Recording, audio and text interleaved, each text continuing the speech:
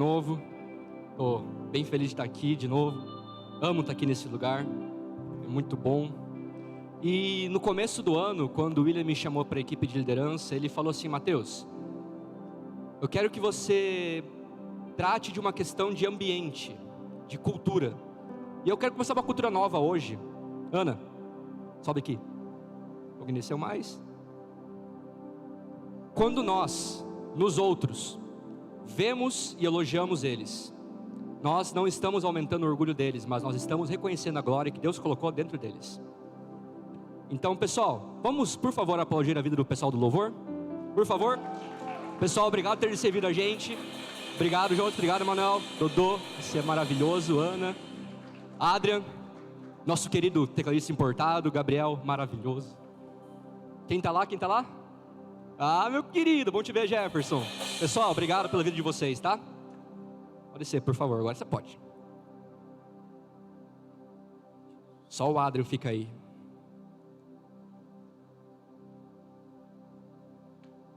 É muito bom você ser honrado. Quiser se sentar, pode sentar antes que eu esqueça de novo.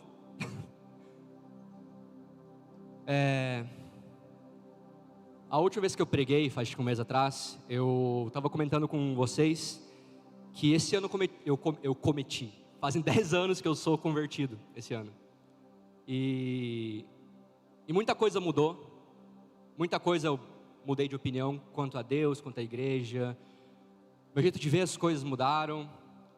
E eu conversei um pouco com vocês sobre Deus está de bom humor. Que foi uma mudança ao qual eu via Deus como um cara mau que estava pronto para bater em mim. Que mudou para um Deus que me ama, que está pronto para me amar a qualquer momento, e eu estou doido para receber esse amor. E graças a Deus, vocês não conseguiram me convencer a vir vestido de dinossauro hoje para pregar. Não aconteceu isso. Talvez um dia aconteça. Quem não entendeu o que eu falei, tem uma pregação no canal do F5 chamado Deus está de bom humor. Se você quiser entender porquê do dinossauro, só procurar lá. E a mensagem que eu quero comentar hoje com vocês é uma nova vida. Olha que bonito, que arte bonita. Quem fez essa arte? Cadê? Cacá, você é incrível em tudo que você faz. Débora, você também é incrível em tudo que você faz. De nada. Entendi que Cacá falou eu. Enfim. Existe motivo para tudo na Bíblia. Existe um entendimento correto para tudo na Bíblia. E quando nós estamos em Deus e nós vamos para Cristo Jesus, a nossa vida transforma. E eu quero começar do zero. Eu sou muito fã de uma teoria chamada a maldição do conhecimento, que você não sabe o que o outro sabe. Então é bom você explicar do zero. Então, tudo começa no começo, em Gênesis. Lá, a Bíblia fala assim, que Deus criou os céus e a terra, do zero. Deus, Ele começou um universo, Ele começou planetas, e Ele falou, haja luz, depois Ele falou que venham as águas, e Ele colocou o terreno sobre a terra, vegetação, plantas. Deus deu a vida ao sol e à lua, declarou o que era trevas, o que era luz, e começou a criar várias coisas, e deu vida a animais aquáticos, e colocou eles na água, obviamente, aves e animais terrestres. Então, em Gênesis capítulo 1, versículo 26, por favor.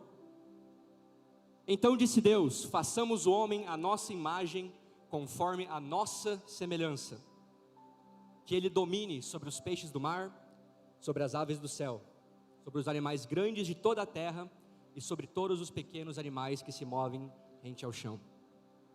No começo de tudo, Deus criou o mundo, o universo, e logo um pouquinho depois, ali alguns dias depois, Ele criou nós, a raça humana.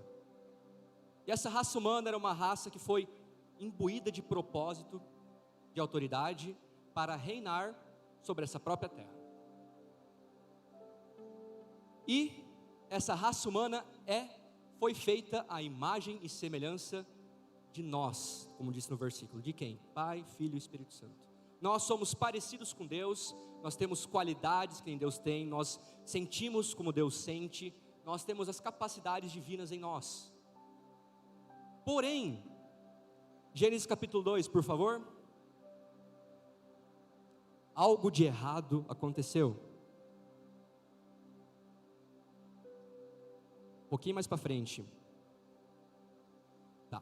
Ora, a serpente era o mais astuto de todos os animais selvagens que o Senhor Deus tinha feito. E ela perguntou à mulher: foi isto mesmo que Deus disse? Não comam de nenhum fruto das árvores do jardim. Foi isso mesmo, Deus? Estava certo esse negócio aí?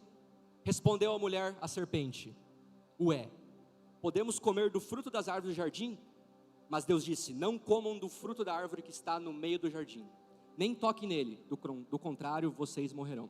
Estava tudo muito bonito, muito alegre, muito certinho, tudo correndo conforme o plano divino, até que chegou ele, Satanás, Beelzebul, príncipe das trevas, tinhoso, cramunhão, mochila de criança, unha preta, qual mais? Sujinho, né? Qual? 666, piada interna, né? Chegou ele no ouvidinho da mulher e ele falou assim: ó, acho que você entendeu errado. Esse fruto aí, volta ali por favor. Esse fruto aí, se está no meio do jardim é porque é para ser comido. Por que vai estar ali? Deus colocou esse negócio no meio do nosso jardim tão lindo se eu não posso usar ele? Acho que Deus estava meio errado, né? Não foi assim que está na Bíblia assim exatamente, mas tenta entender a interpretação. Então, a mulher pegou o fruto e nhaque, comeu tão saborosamente, porque ele parecia muito saboroso, ele parecia apetitoso, era como se fosse um Big Mac e você num jejum de 24 horas, com uma coquinha gelada e uma cuca do mufatão. Então, Satanás veio e falou: come esse negócio que vai ser bom. E ela comeu, e além de ter comido do fruto da cuca proibida, ela ofereceu para o seu marido. E aí, descomeçou o começo. A humanidade caiu a partir daquele momento. A mulher tinha sido criada para estar do lado do homem, e foi assim mesmo. E essa intimidade dos dois fizeram que um confiasse no outro, e comeram do fruto. Mas o que acontece com a humanidade a partir disso? O homem entra em uma espécie de queda, depravação moral, emocional, depravação ao qual ele não tem mais a intimidade, o contato direto com Deus. E durante todo o Antigo Testamento, a Bíblia vai dando exemplos das histórias de Caim e Abel, logo após isso, que cometeram o primeiro homicídio. E depois vem os patriarcas, e depois vem Moisés, as tribos de Israel. E Deus ele fala o seguinte: eu vou ter que ter um plano para isso. Ou acaso você não sabe que Apocalipse capítulo 13, versículo 8 fala um versículo que eu amo. A metade dele fala assim: porque o cordeiro que foi morto desde a criação do mundo. Ou seja, Jesus Cristo morreu antes da criação do mundo. Como assim? Antes de você ter um problema, Deus já tem uma solução. Cristo não morreu após a queda do homem, ele morreu antes da queda do homem. Ou seja, Deus tem uma solução para cada problema, ainda que ele ainda não exista. Aí, voltando um pouquinho antes dos patriarcas, em Gênesis capítulo 3, cadê aqui, só achar, versículo 15, coloca lá para mim por favor. O plano de Deus começa a entrar em ação. Porém, inimizade entre você e a mulher, entre a sua descendência e a descendente dela, e este lhe ferirá a cabeça, e você lhe ferirá o calcanhar. Antes de haver um problema, Deus já tinha uma solução, um cordeiro que foi dado desde a criação do mundo como morto. Ali começou a primeira profecia da vinda de um Messias, a qual iria reconectar a humanidade que estava perdida, conectar eles novamente a um Deus que queria amá-los. Então, durante todo o Antigo Testamento, houveram diversas, o que a teologia chama de dispensação, que é nada mais uma maneira a qual Deus se comportava quanto ao ser humano. Não que Deus mudou, mas que sim mudou a aliança de Deus com o homem. Houve a dispensação da inocência, que foi a primeira ali, que era de Adão e Eva. Houve a dispensação do governo, que foi ali na parte dos reis, dos profetas. Porém, a dispensação que mais marcou o Antigo Testamento foi a dispensação da lei. Que foi quando Deus deu a lei mosaica para o nosso querido Moisés. A lei nada mais é do que uma maneira a qual Deus deu para o ser humano se tentar conectar com Deus, através de uma série de coisas, de leis, de regulamentos ao qual ele tinha que viver. Não comer carne do porco, não cortar o cabelo de tal maneira, o templo tem que ser feito assim, assim, assim, e se você fizer errado vai dar problema. Uma série de leis a qual simplesmente o ser humano não conseguia viver. Era impossível para o ser humano chegar a Deus por si próprio. Então Deus instituiu várias coisas dessa lei, uma delas era a lei do sacrifício. Para quem não sabe, isso há 2.500 anos atrás para mais, tinha um templo, tinha um sacerdote, tinha os profetas e tinha o povo. Quando você errava, você fazia qualquer coisa, o seu erro, segundo a lei, você tinha que levar algum tipo de sacrifício para Deus. Podia ser um animal, podia ser cevada, algo assim que te custasse. E aquele sacrifício foi dado como sacrifício para apaziguar a ira de Deus contra a humanidade. Porque Deus não curtiu aquela ideia do pecado. Não era plano dele. Porém, esses sacrifícios não serviam de nada a não ser para apaziguar um pouco a ira de Deus. Então, o ser humano desconectado, Deus começa mais uma fase do plano dele. Isaías capítulo 7, versículo 14. Por isso o Senhor mesmo lhes dará um sinal. A virgem ficará grávida e dará à luz um filho, e o chamará de Emanuel. Emanuel significa Deus conosco, Deus próximo. Deus em seu plano, ele começa a dizer para o povo judeu, que era o povo dele: ei, algo vai acontecer. A virgem vai conceber um filho, e esse filho será o salvador da humanidade, e esse filho irá trazer para si o pecado, e resguardar a humanidade e trazer eles de volta para Deus. Isaías 9, 2 ao 7, próximo. Pessoal, preste muita atenção hoje. Eu não costumo trazer tanto versículo assim, mas hoje é quase uma aula. Vai por mim, eu estou colocando a base porque vai valer a pena daqui a pouco. O povo que caminhava em trevas viu uma grande luz, e sobre os que viviam na terra da sombra da morte, raiou uma luz.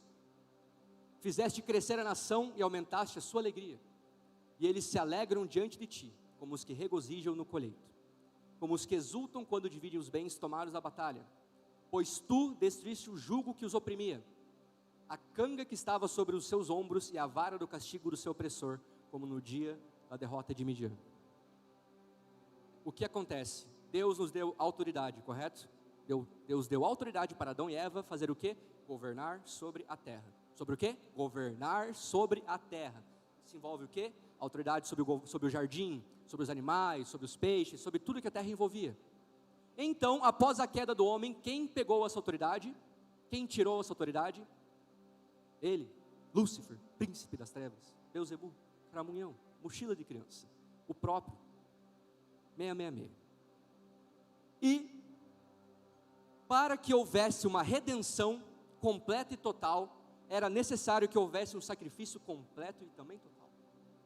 Porém, como o ser humano estava separado de Deus em todas as maneiras possíveis, ele não conseguia se achegar a Deus porque ele não era puro bastante. Ele estava longe do Pai. Então, com isso, Deus instituiu o plano da redenção. E há mais ou menos 2030 anos atrás, nasce quem? Jesus. A profecia de Gênesis capítulo 3, versículo 15. Volta lá por favor, Sâmia. Gabriela. Eu sou míope, desculpa. É a Gabi, eu acho. Porém, inimizade entre você, mulher, e entre a descendência e o descendente dela, este lhe ferirá a cabeça e você lhe ferirá o calcanhar. Cultura bíblica. Este lhe ferirá a cabeça. Este é Jesus. A cabeça, no caso, era o diabo. Quando você fere alguém na cabeça, normalmente a pessoa morre. A pessoa perde os seus direitos, a pessoa perde tudo. E você lhe ferirá o calcanhar, ou seja, você, Satanás, ferirá o calcanhar de Cristo. O que foi esse ferir o calcanhar? A morte de Jesus. Satanás usou todo o seu plano, porque ele cria que o Messias deveria ficar na terra e governar já, não que ele voltaria mais para frente. Então, Jesus nasce, bebezinho bonito, mediterrâneo, filho da virgem. Como que a Maria explicou para todo mundo que ela, tipo, se alguém chegasse para você e falasse, eu estou grávida, de quem? Então, foi de Deus. Não rola, sabe como que é esse negócio? Então pensa, Jesus nasceu e foi criado, uma criança normal, teve aula, brincou, comeu chips. Não, Jesus ele foi uma criança normal, uma criança que estudava, e ele foi crescendo, e aos 30 anos de idade, chegou um cara chamado João Batista, que foi considerado como o maior dos profetas do Antigo Testamento, até a Nova Aliança, e falou assim, arrependei-vos, pois é chegado o reino dos céus, ou seja, os seus erros se arrependam, porque chegou agora a salvação, chegou aquele que estava por vir, e com ele vai vir a libertação, com ele vai vir a cura, com ele a redenção será completa. Então logo após isso veio ele, Jesus, caminhando tipo Big Boss, andando descolado, tipo todo mundo deu Cris, e começou a pregar a salvação, é chegado o reino dos céus. E então ele fez discípulos, fez vários inimigos, curou muita gente, libertou, ensinou, porém chegou uma hora, ali em Mateus capítulo 16, versículo 21, desde aquele momento Jesus começou a explicar aos seus discípulos que era necessário que ele fosse para Jerusalém e sofresse muitas coisas nas mãos dos líderes religiosos, dos chefes e dos sacerdotes e dos mestres da lei, e fosse morto e ressuscitado no terceiro dia. Como assim, Senhor? Como que você veio até aqui, nasceu, viveu tudo que você viveu para você morrer? Por quê? Porque era necessário um sacrifício puro e perfeito, para que você e eu pudéssemos chegar até Ele. Porque o ser humano, o homem, estava totalmente separado, e somente o próprio Deus, sacrificando através da imagem do seu Filho Jesus, poderia unir eu e você. Então, matam Jesus, ele é crucificado, 3 dias depois ele ressuscita, e após isso, alguma série de mensagens dele, ele sobe ao céu e ele fala, eu deixarei para vocês o meu Espírito Santo, vão e preguem esse evangelho para toda criatura, e batizem-os em nome do Pai, do Filho e do Espírito Santo, e aí começa a mensagem, uma nova vida. Então, para resumir novamente, o ser humano estava separado de Deus, Deus deu seu plano de redenção. Você aceita Cristo, você recebe o Espírito Santo. 2 Coríntios 5, 17, 21.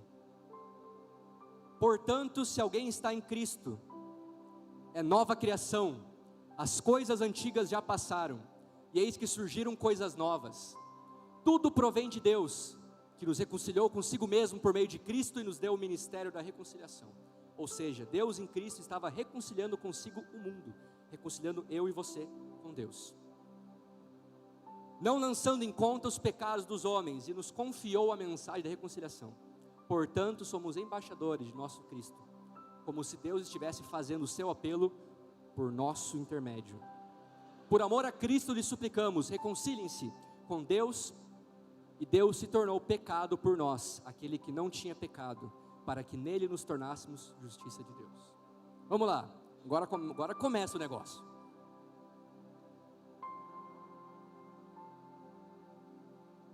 Você, antes de Cristo, era uma coisa, você, após Cristo, é outra coisa. Vamos lá, meu lado esquerdo aqui. Antes de Cristo, você era pecador, você era separado de Deus, você estava condenado, você não tinha um futuro eterno. Após a Cristo, nós somos santos, nós temos um futuro, nós temos um Pai que nos ama, porque voltou ao princípio de tudo, Adão e Eva.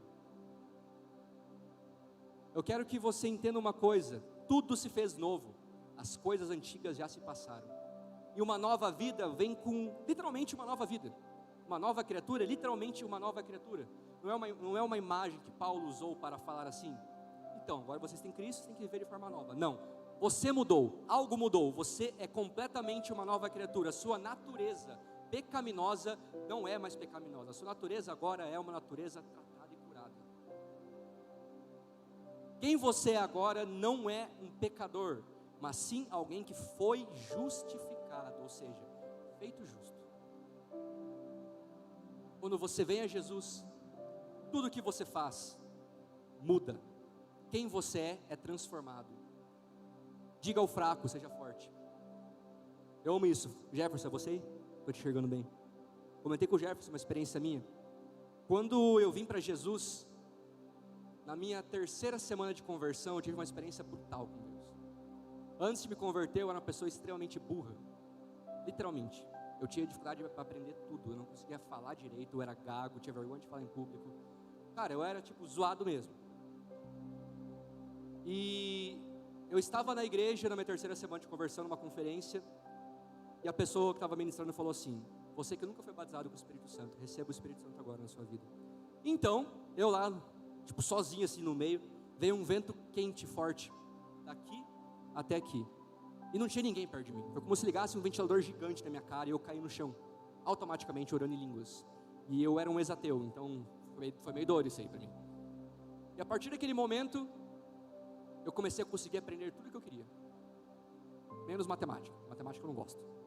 Mas eu, uma pessoa que não conseguia aprender instrumentos, não conseguia aprender línguas, não conseguia fazer nada bem, me tornei uma nova criatura em Cristo Jesus, e a minha fraqueza se tornou a minha força.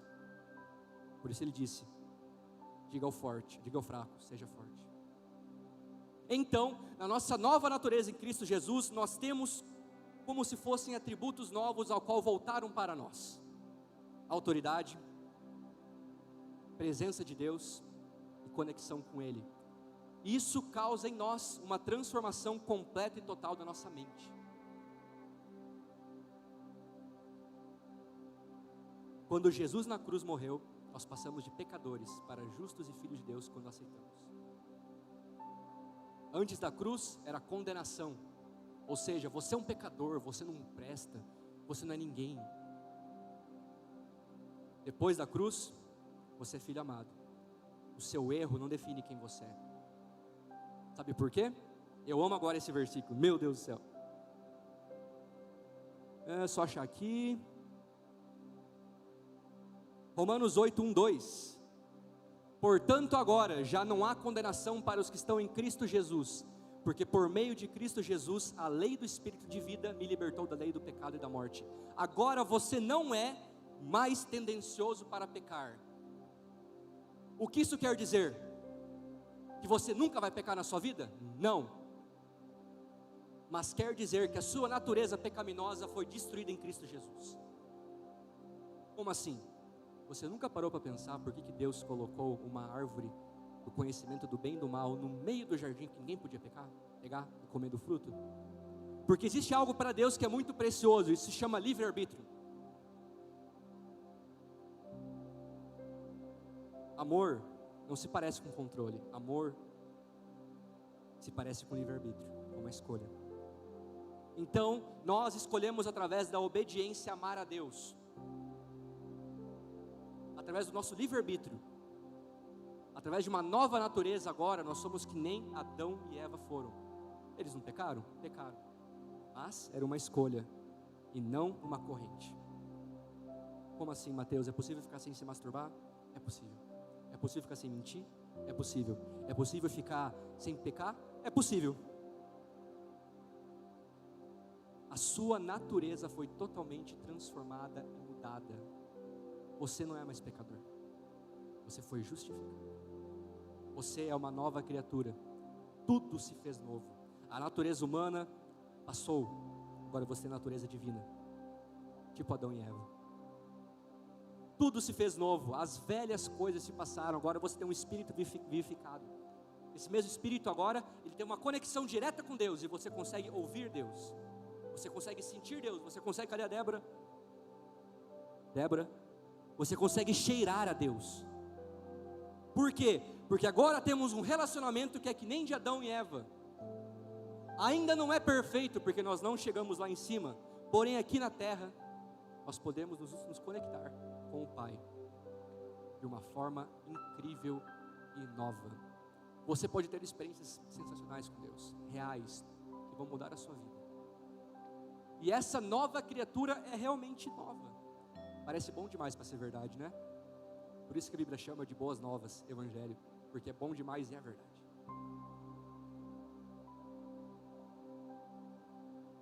1 João 2:1. Meus filhinhos, escrevo-lhes estas coisas para que vocês não pequem. Isso é muito importante, se, porém, alguém pecar, temos um intercessor junto ao Pai, Jesus Cristo, o justo. Se, porém, alguém pecar, não é vocês vão pecar, e se você pecar. Por quê? Porque a sua natureza foi transformada. Isso mudou minha vida. Eu parei de cair tão facilmente em tentação. Eu parei de cair em erros e falar, não, é culpa da minha natureza. Não, porque a minha natureza agora foi totalmente transformada. E eu sou que nem Cristo Jesus. Eu sou um pequeno Cristo. É isso que significa cristão. Ou seja, se algum dia você cair, não há condenação. Porém, se você cair, tem um advogado para te salvar da treta, porque esse advogado já pagou o preço na cruz. É possível ser liberto, é possível viver sem drogas, é possível viver sem pecados sexuais. É totalmente possível você viver liberto, uma vida plena. Por quê? Porque Jesus morreu para isso. Hoje, eu estava desde ontem, na verdade, orando por essa mensagem, e eu gosto de uma coisa assim, que Deus ele gosta de falar quando eu estou dormindo. Eu estava tirando um cochilo hoje, santo, na minha casa, logo depois que eu cheguei do trabalho, umas 3 horas, e eu estava assim dormindo, de repente eu ouvi no meu ouvido assim, livre e responsável. E é isso que eu consigo resumir um pouco como que é a sua nova criatura agora, a sua nova identidade em Cristo Jesus diante do pecado. Você é livre e responsável. Ou seja, você é livre para fazer o que você quiser, porém você é responsável pelas suas ações. Ou seja, vamos zoar, fazer tudo o que a gente quiser? Não, porque isso demonstra que nós não estamos amando a Jesus, porque nós amamos através da obediência também. Hebreus capítulo 12, versículo 15. Cuidem que ninguém se exclua da graça de Deus. Cuidem que ninguém se exclua da graça de Deus. Ou seja, Mateus, é possível depois de Jesus você perder a salvação? É. Como assim? Cuide para que ninguém se exclua da graça de Deus. Ou seja, pequei, eu perdi a salvação? Não.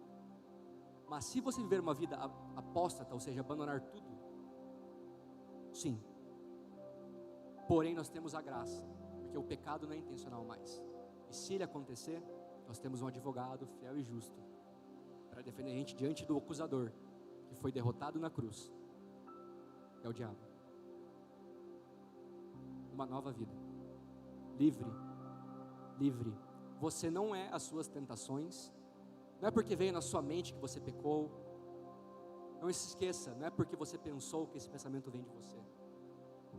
Nós temos um acusador que fica ao nosso redor, bramando como um leão, querendo nos dominar e acabar com a nossa vida. Da mesma maneira qual o diabo estava no ouvido de Eva, e através de Eva fez Adão cometer também um erro, ele também está ao nosso redor, tentando nos fazer cair e pecar novamente. De novo, a sua tentação não define quem você é, porque, como eu sempre falo, você é uma mina de ouro, e numa mina de ouro você não encontra ouro a mais do que tudo, você encontra mais do que carvão. Porém, o que é mais precioso numa mina de ouro não é o carvão, e sim o ouro. Você vai achar muita pedra de carvão, mas se você achar isso aqui de ouro, vai ter valido a pena. E Deus, através de Jesus, Ele vê agora não os seus erros, mas os seus acertos. Por quê? Porque nós somos uma nova criatura, tudo se fez novo. Através do sangue de Jesus, Ele nos vê de uma forma redimida. Ou seja, você vai errar? Vai. Você deve errar? Não. Você pode ficar sem errar? Pode. Por quê? Porque você foi liberto. Porque senão, Jesus não teria dito assim para aquela mulher, vá e não peques mais, porque seria uma missão impossível. Uma nova vida, uma nova criatura. E com essa nova criatura, essa nova vida que você vive, você é capaz de coisas que você nem imaginava. Você é incrível e você não sabe nem o quanto. Eu sei, sabe por quê? Porque eu olho para a minha vida, o que Deus transformou. Cara, eu era ridículo e ruim em tudo. Eu não fazia nada bem, eu tinha vergonha de falar em público. E as minhas fraquezas se tornaram forças. Para o quê? Para que eu pudesse, através de Jesus, como estava ali o versículo de 2 Coríntios...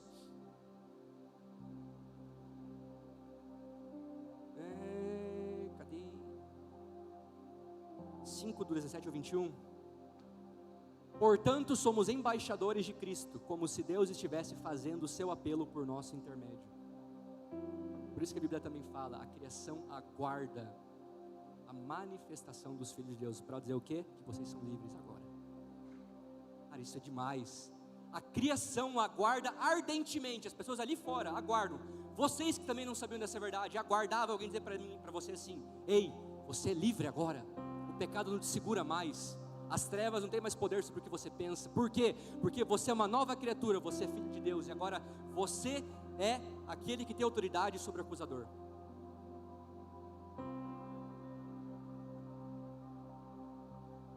Já parou para pensar por que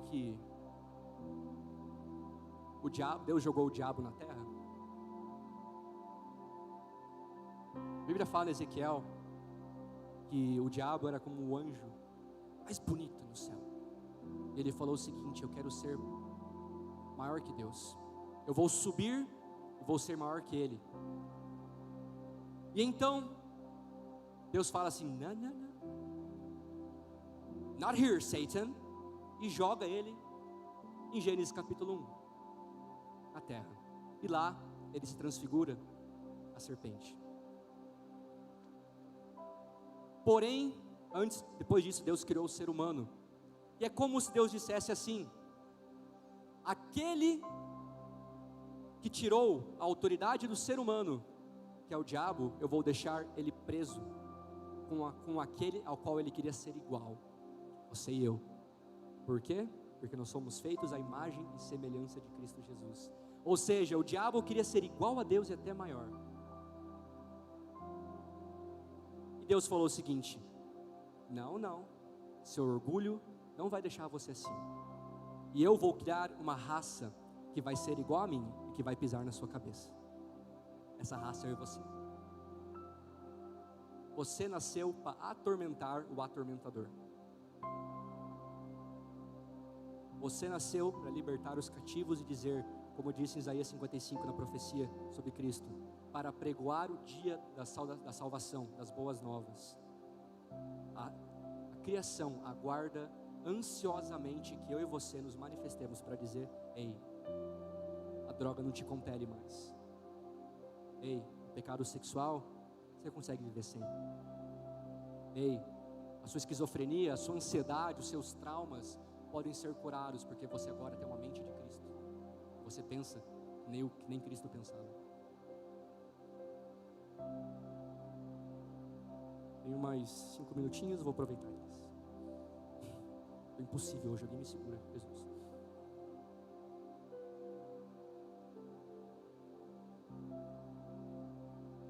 Cristo nos fez igual a Ele, para que você pudesse curar, para que você pudesse libertar as pessoas com amor, para que você dissesse: ei, sociedade brasileira do mundo, tem uma esperança, tem uma salvação, tem esperança de você se tornar alguém novo,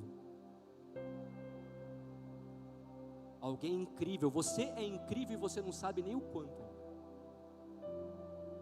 Já parou para pensar como que Deus te vê? Porque Deus tem um plano para a sua vida. Deus ele te vê de uma maneira redimida já, ou seja, Ele está te vendo lá no futuro já, como quem você é. Por isso que Ele olha o ouro, não o carvão em você. Porque Ele está vendo qualidades em você que você nem vê.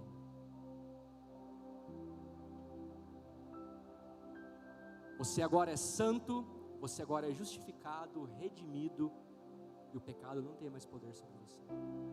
Isso é uma nova vida.